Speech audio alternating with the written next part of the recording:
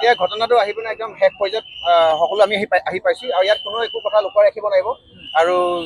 মানুহে যিটো মনত ভাৱনা হয় সেই কথাটো আপোনাৰ সত্য বুলি প্ৰমাণিত হয় আৰু আমি ভাবোঁ এই মুহূৰ্তৰ পৰা অসম পুলিচ প্ৰশাসনে কেতিয়াও কোনো কাৰণত এক ছেকেণ্ডৰ কাৰণে আপোচ কৰিব নালাগে আৰু কিন্তু ঘটনাটোৰ 100% এটা মানে তদন্ত চলিব লাগে। চব নামৰ যিগৰাকী ইতিমধ্যে কি কয় যিয়ে আপোনাৰ এই ঘটনাটো সংঘটিত হৈছে তেখেতক অতি শীঘ্ৰে এৰেষ্ট কৰক, এৰেষ্ট কৰি পেলাই বিহিত ব্যৱস্থা লওক আৰু নন্দিনী কাশ্যপৰ যদি তেখেতৰ যদি নিজৰ যদি মান সন্মান যদি ইজ্জত আছে আৰু নন্দিনী কাশ্যপে কোন হয় তেখেত অভিনেত্ৰী হয় চ' এগৰাকী মানে কি কয়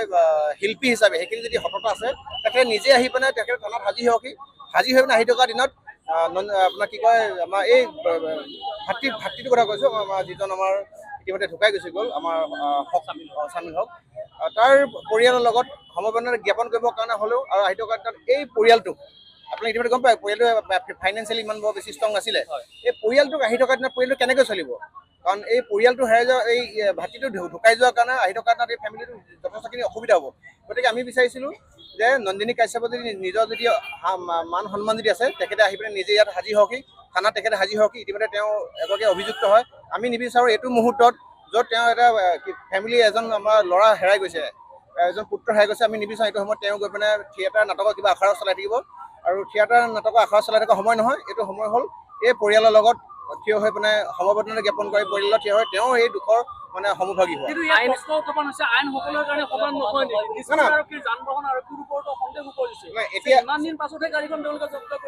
এতিয়া এই মুহূৰ্তৰ পাছৰ পৰা সকলোবিলাক জলপট হৈ গ'ল যে নন্দিনী কাশ্যপে কৈছিলে যে আমি যিমানখিনিলৈকে শুনিছিলোঁ যে সামান্য তেওঁ আঘাতপ্ৰাপ্ত হৈছে ইতিমধ্যে তেখেত মৃত্যু হৈছে এতিয়া নন্দিনী কাশ্যপৰ ওপৰত অসম পুলিচ প্ৰশাসনে কি বিহিত ব্যৱস্থা ল'ব আইন সকলো কাৰণে সমান বুলি কোৱা কথা এতিয়া আমি আহি থকা দিনত এতিয়া পৰীক্ষা কৰিম যে নন্দিনী কাশ্যপ বুলি কোৱা যি অভিযুক্ত যিয়ে ইতিমধ্যে ঘটনাটো সংঘটিত কৰিছে তেওঁৰ চিনেমা থিয়েটাৰত আপুনি তেওঁ ব্যস্ত থাকিলে নহ'ব তেখেতক এৰেষ্ট কৰিব লাগিব জেলত প্ৰেৰণ কৰিব লাগিব আৰু উচিত ক্ষতিপূৰণ ফেমিলিক দিব লাগিব ইতিমধ্যে আমি গম পাওঁ বিলাসী অসম আমি অলপ সময় আগত ব্লাড দি গৈছোঁ কিন্তু আমি দেখিবলৈ পাইছোঁ যে ঘটনাটো আমি গম পালোঁ যে আমি দিয়া ব্লাড তেখেতে ল'বলৈ নাপালেই আৰু কথাটো এনেকুৱা ধৰণৰ যে এই বিষয়টোৰ উচিত তদন্ত হ'ব লাগিব আৰু নন্দিনী কাশ্যপৰ যদি মান সন্মান আছে নিজৰ তেখেতে আহি নিজে উপস্থিত হ'বহি লাগে আৰু আহি থকা দিনত অনাগত দিনত পৰৱৰ্তী সময়ত উচিত ক্ষতিপূৰণ দিব লাগিব ফেমিলিক জ্যেষ্ঠ আৰক্ষী বিষয়াৰ সৈতে মিতি ৰালি আছে যাৰ বাবে গোটেই বিষয়টো তেওঁলোকে যি ধৰণে ইনভেষ্টিগেশ্যন কৰিব লাগে এই ধৰণৰ এতিয়া ঘটনাটো আহি পিনে একদম শেষ পৰ্যায়ত সকলো আমি আহি পাইছোঁ আৰু ইয়াত কোনো একো কথা লুকুৱাই ৰাখিব নোৱাৰিব আৰু মানুহে যিটো মনত ভাৱনা হয় সেই কথাটো আপোনাৰ সত্য বুলি প্ৰমাণিত হয় আৰু আমি ভাবোঁ এই মুহূৰ্তৰ পৰা অসম পুলিচ প্ৰশাসনে কেতিয়াও কোনো কাৰণত এক ছেকেণ্ডৰ কাৰণে আপোচ কৰিব নালাগে আৰু কিন্তু ঘটনাটোৰ 100% এটা মানে তদন্ত চলিব লাগে সাক্ষাৎকাৰ দি আছিলে সৰু আঘাত বুলি কৈছিলে অকমান আঘাত বুলি কৈছিল খবৰ ল'বলৈ আহিছিল নহয় নাই অহা নাই এবাৰ খবৰ ল'বলৈ নাহে অহা নাই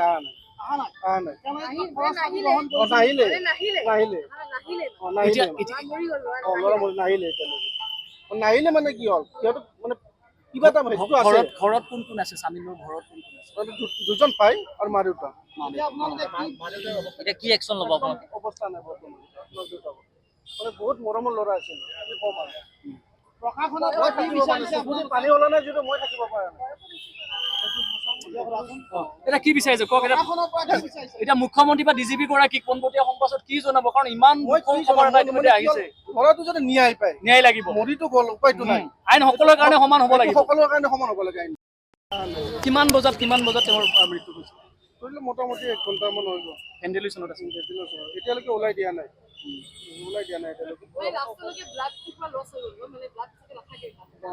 আজি তেওঁলোকৰ পৰিয়ালৰ লোক অহা বুলি খবৰ এটা পাই পৰিয়ালৰ লোক আহিছিল নেকি নন্দিনী কাশ্যপৰ বা পিতৃ অহা বুলি খবৰ পাইছিলোঁ আহিছিল নেকি সেইটো মই গম নাপাম আহিছে নেকি কিন্তু মই এতিয়ালৈকে মোৰ দাদাক লগ পোৱা নাই দাদা মানে সচেতন অৱস্থাত আছে খুব দুখ লগা মৰ্মান্তিক ঘটনা আচলতে সকলোৱে আল্লাহৰ ওচৰত ভগৱানৰ ওচৰত প্ৰাৰ্থনা কৰিছিল চামিউল হক আচলতে আশু আৰোগ্য হওক ইয়াৰ পাছতো অনুশোচনা আমি দেখিবলৈ নাপালোঁ অভিনেত্ৰীগৰাকী কি ক'ম আৰু এতিয়া ক'ব আমাৰতো ৰাস্তা নাই ক'বৰ কাৰণে আমাৰতো কোৱাৰ কাৰণে ৰাস্তা নাই সেইটো তেখেতৰ নিজৰ মানে মানৱতা খাতত এনেকুৱা অনুভৱ কৰিছিল যে আইনখন সকলোৰে বাবে সমান নহয় এতিয়া সেনেকুৱা যেনে লাগিছে আইনখন সকলোৰে মানে সমান নহয় মানে গৰীব শ্ৰেণীৰ মানুহৰ কাৰণে আইনখন নহয় আৰক্ষীৰ ভূমিকা কৰিও আপোনালোকৰ সন্দেহ হৈছে নেকি সেনেকুৱাটো সন্দেহ লাগিছে আমাৰ কাৰণ শুনক যিখন আইন বনাইছিলে অন্য ড্ৰাইভাৰবিলাকে যদি মানে এক্সিডেণ্ট কৰি যদি মাৰ্ডাৰ কৰে সেইবিলাকত জেল হয় কিন্তু নন্দিনী কাশ্যপৰ কিয় জেল ধৰে এতিয়ালৈকে মানে এৰেষ্ট হোৱা নাই। আৰক্ষীৰ ভূমিকাক লৈ সন্দেহ আছে আপোনালোকৰ? নিশ্চয় সন্দেহ থাকিব, এইটো সন্দেহ থাকিবলগীয়া কথাই হয়। মুখ্যমন্ত্ৰীগৰাকী ডিজিপি গৰাকী ইয়াৰ পাছত আপোনালোকে জনাব কি বিচাৰিব আপোনালোকে গোটেই? কিন্তু এইটো বস্তু মানে ন্যায়টো কৰিব লাগে, এইটো ন্যায় লাগে আমাক।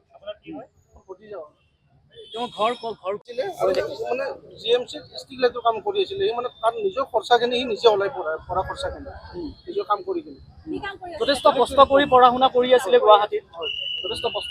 কৰি কিনে সি নিজে পঢ়ি আছিলে। ঘৰৰ অৱস্থাও ঘৰৰ অৱস্থাও ভাল নহয়। কিমান ভাল নহয়, মধ্যবিত্ত। গাড়ীখনো আজিহে জব্দ কৰিছে, ঘটনাটো 25 তাৰিখে আছে। 25 তাৰিখৰ পিছত চাওঁ ন, মূৰত গাড়ী চলাওঁ।